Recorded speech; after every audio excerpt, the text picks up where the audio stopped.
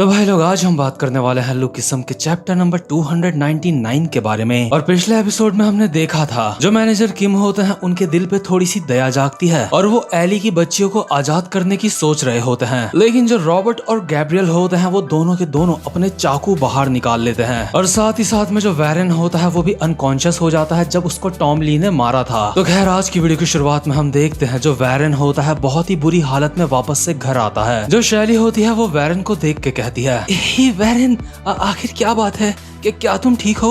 आखिर तुम्हें ये क्या हुआ?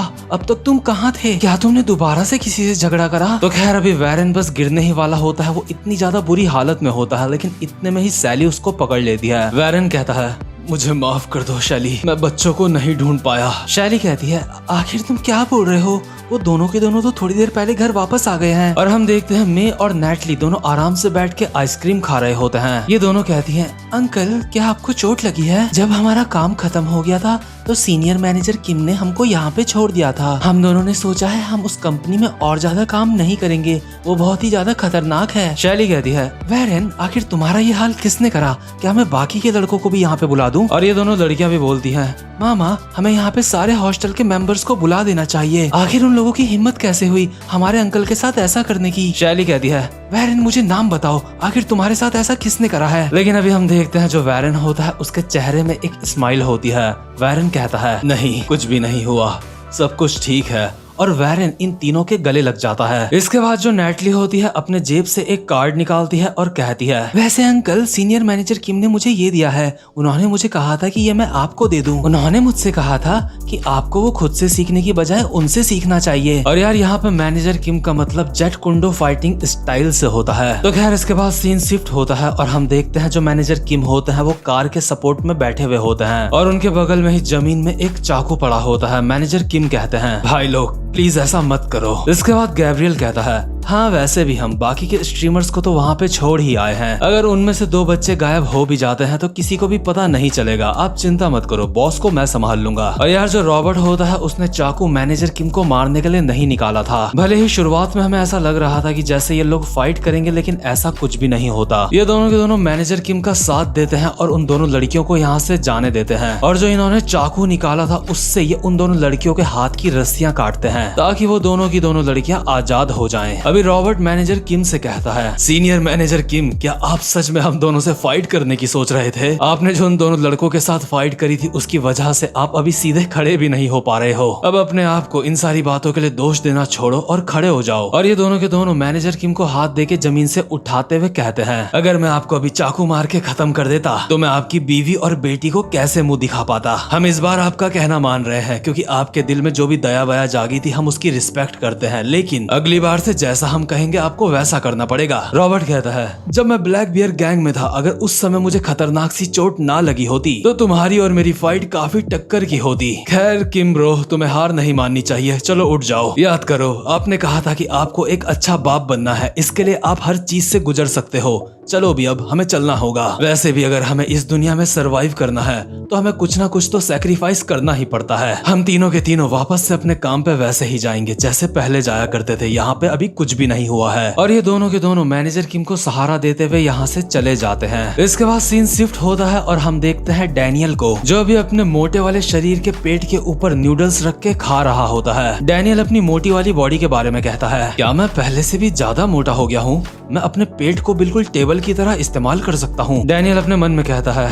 तो वो दोनों की दोनों लड़कियां सही सलामत घर पहुँच गई और साथ में मैं भी घर पहुँच गया। एट लास्ट सब कुछ अच्छा हुआ। चलो शुक्र है जो मेरी ये दूसरी वाली बॉडी है ये कभी भी मोटी नहीं होती। वैसे पता नहीं क्यों अब भी मुझे काफी अजीब सा महसूस हो रहा है। मुझे समझ नहीं आ रहा है कि सैमुअल ने मुझे थैंक्स क्यों कहा। और वो गो किम, आखिर उस बंदे के दिमाग में क्या चल रहा है? वो मुझे अपना सीक्रेट फ्रेंड क्यों बनाना चाहता था? और वो बूढ़ा इंसान, आखिर उसकी क्या कहानी है? आखिर वो कौन था? तो खैर, मोटे वाले डैनियल के पेट के ऊपर सोते सोते जो हैंडसम वाला डैनियल होता है उसको नींद आ जाती है, बट ये थॉट प्रोसेस रुकता नहीं है। मोटा वाला डैनियल अपनी दूसरी बॉडी को साइड करता है और अपने मन में कहता है, वो बूढ़ा सच में बहुत ज्यादा ताकतवर था।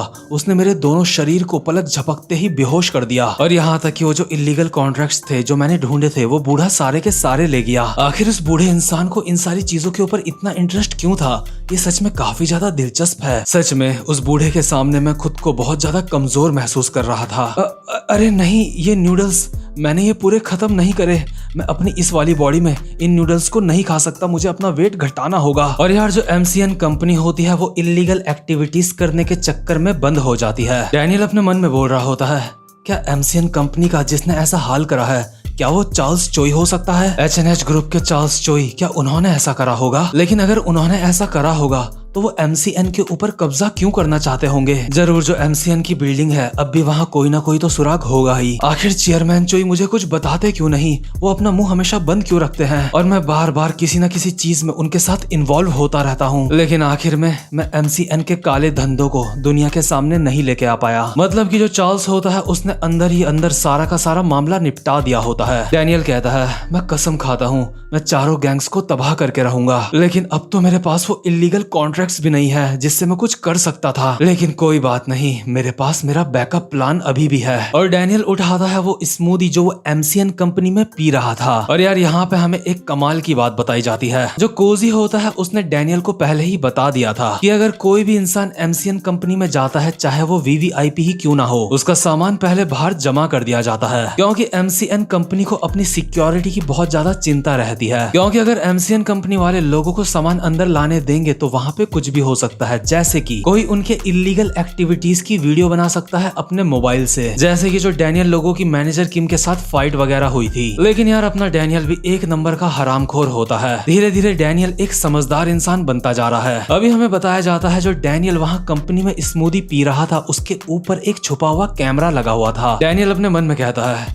जरूर इस कैमरे ने सब कुछ रिकॉर्ड कर दिया होगा जब मैं MCN कंपनी में था। लेकिन जब डैनियल इस कैमरे को चेक करता है तो उसको पता चलता है कि जितने भी फाइट्स वगैरह के सीन थे सिर्फ वही क्लियरली रिकॉर्ड हुए होते हैं। बाकी जो इलीगल कॉन्ट्रैक्ट्स वाले सीन होते हैं वो ठीक से रिकॉर्ड नहीं हुए होते। वहाँ पे स्क्रीन काफी ज्यादा हिल रही होती है या फिर वो चीज रिकॉर्ड ही नहीं हुई होती। डैनियल अपने मन में कहता है, कोई बात नहीं, मैं एक एक कदम करके आगे बढ़ूंगा। वर्कर गैंग के साथ मेरी जंग बस अभी शुरू हुई है। तो खैर इसके बाद सीन शिफ्ट होता है और हम देखते हैं कुछ झोपड़पट्टियों का सीन। और यहाँ पे अभी चलता हुआ आ रहा होता है हमारा जिनजैंग के साथ यहाँ पे अभी कुछ और लोग भी होते हैं जो बोल रहे होते हैं, गंगनम में ऐसी जगह भी है? मैं ये देख के काफी ज्यादा हैरान हूँ बॉस। आखिर उस इंसान ने हमें यहाँ पे क्यों बुलाया है? सेथ ली कहता है, हाँ बॉस मैं भी यही सोच रहा हूँ। तो खैर अभी जिनजैंग के साथ उसके वो सारे के सारे खास बंदे होते हैं जो उसके साथ बहुत ज्यादा लॉयल हैं। और इनमें से सिर्फ 2 बंदों को छोड़ के सारे फाइट में काफी ज्यादा खतरनाक हैं। मतलब इतने खतरनाक नहीं कि डैनियल को मार दे या फिर लोगन ली को मार दे, बट एक एवरेज बंदे से तो ज्यादा ही खतरनाक होते हैं। इसके बाद हम देखते हैं इन लोगों के सामने खड़ा हुआ होता है सैमुअल सीओ। जिनजैंग कहता है, जरूर यही सैमुअल सीओ होंगे। हेलो सर, आपसे मिलके अच्छा लगा। क्या आप ही सैमुअल सीओ हो? क्यों, मैंने सही कहा ना? MCN कंपनी के साथ जो कुछ भी हुआ उसके बाद आप काफी ज्यादा हारा हुआ महसूस कर रहे होंगे। चलो मैं तुम्हें अपना इंट्रोडक्शन दे देता हूँ, मैं हूँ के हाउस का हेड। इससे पहले कि जिनजैंग कुछ और बोलता सैमुअल कहता है, बकवास बंद कर और मेरी सिगरेट जला। जिनजैंग कहता है, क्या? सैमुअल कहता है, मैंने कहा मेरी सिगरेट जला। जिनजैंग सैमुअल को लाइटर देते हुए कहता है, मैंने तो सुना था कि तुम एक बहुत ही जेंटलमैन किस्म के इंसान हो, तुम ये खुद ही क्यों नहीं जला लेते? इसके बाद सैमुअल जिनजैंग के पास आता है और कहता है, मुझे ये बात दोबारा से कहने की जरूरत नहीं पड़नी चाहिए, मेरी सिगरेट जला। लेकिन तभी जो सेथ ली होता है यहाँ पे आके सैमुअल की सिगरेट जला देता है और कहता है, आपका स्वागत है सर, आपसे मिलके मुझे बहुत अच्छा लगा। मैं हूँ के हाउस का सेथ ली। आपको जब भी अपनी सिगरेट जलवानी होगी तो आप मुझे कह सकते हो, मुझे आपकी सर्विस करने में काफी अच्छा लगेगा। जिनजैंग अपने मन में कहता है, लगता है इस बेवकूफ ने मेरा मुंह टूटने से बचा लिया। इसके बाद सैमुअल एक स्माइल के साथ कहता है, तू मेरे टेस्ट में पास हुआ। सैमुअल अभी अपने मन में सोच रहा होता है, मैंने कभी भी नहीं सोचा था कि मैं इस जगह पे दोबारा से वापस आऊंगा। ये वही जगह है जहाँ पे सब कुछ शुरू हुआ था। ये वही जगह है जहाँ पे मैंने अपना सब कुछ खो दिया था। लेकिन उससे भी ज्यादा जरूरी बात, ये वो जगह है जहाँ पे उस इंसान ने मुझे दूसरा चांस दिया है। और यार सैमुअल का मतलब होता है गन ने उससे यहाँ पे उसका सब कुछ छीन लिया था और वर्कर गैंग के बॉस ने सैमुअल को एक दूसरा चांस दिया है। सैमुअल अपने मन में कहता है, वो सब तो ठीक है, लेकिन मुझे उसने इन चूजों के साथ यहाँ पे छोड़ दिया है और कहा है कि मैं इनको ट्रेनिंग दूं। अरे यार क्या मुसीबत है। इसके बाद सैमुअल अपना कोट निकालते हुए कहता है तो खैर चलो बातें बहुत हो गई, सारे के सारे मेरे ऊपर एक साथ अटैक करो, क्योंकि मुझे बिल्कुल भी पसंद नहीं है कि मेरे साथ वाले लोग किसी से मार खाएं। मैं एक काफी अच्छा टीचर हूँ, मेरे ऊपर यकीन करो। जैसा जैसा मैं तुम्हें कहता हूँ तुम बस वैसा करते जाओ और हम एक बेस्ट एफिलिएट बन के दिखाएंगे। और यार अभी जो सैमुअल सीओ होता है ना, वो वर्कर गैंग के 4th एफिलिएट का प्रेसिडेंट बन चुका होता है। यानी कि इलीगल एक्टिविटीज करने के लिए भले ही जो MCN कंपनी है वो खत्म हो चुकी है, लेकिन अब एक नई 4th एफिलिएट बन चुकी है जिसका प्रेसिडेंट है सैमुअल सीओ। मतलब ये बंदा काफी सही गेम खेल गया होता है अलेक्जेंडर होंग टकले के साथ। तो खैर इसके बाद सीन शिफ्ट होता है और हम देखते हैं एक ठेली का सीन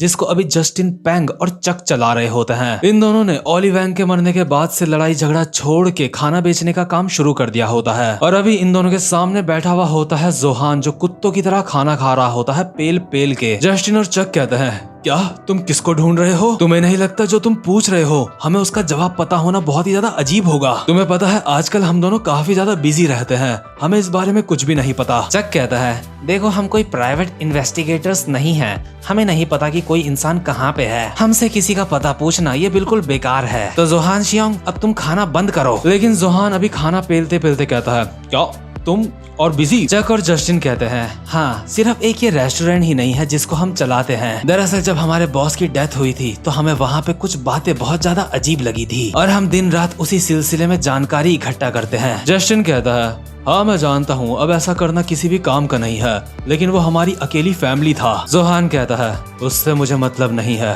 तो तुम लोग मुझे कह रहे हो कि तुम्हें नहीं पता कि गन कहाँ है? चक कहता है अरे हमने तुम्हें कहा ना हमें नहीं पता। जोहान कहता है तो ठीक है मैं चलता हूँ। लेकिन तभी जोहान के बगल में जैक आ जाता है। जैक कहता है जोहान क्या तुम घर वापस जा रहे हो? तो आखिरकार मैंने तुम्हें ढूंढ ही लिया जोहान शियोंग, चलो अब घर वापस चलते हैं, तुम्हारी माँ तुम्हारा इंतजार कर रही है। जोहान एक स्माइल के साथ कहता है अबे साले क्या मैंने तेरी पहले कोई बात मानी है जो अब मानूंगा? जैक कहता है हाँ तूने मेरी बात कभी भी नहीं मानी है और इसीलिए मेरे पास एक सॉल्यूशन है इसका। अगर तूने मेरी बात अभी नहीं मानी तो तुझे मार मार के मैं घसीटता हुआ ले जाऊंगा यहाँ से। और जैक एक मुक्का मारता है जोहान के, लेकिन जोहान इस मुक्के को डॉच कर लेता है। जैक कहता है अब तो मुझसे और ज्यादा नहीं भाग सकता, तुझे अपना पूरा दम लगाना होगा। जोहान अपनी पिंकी फिंगर जैक के माथे पे लगाता है और कहता है क्या मुझे मेरा पूरा दम लगाना होगा?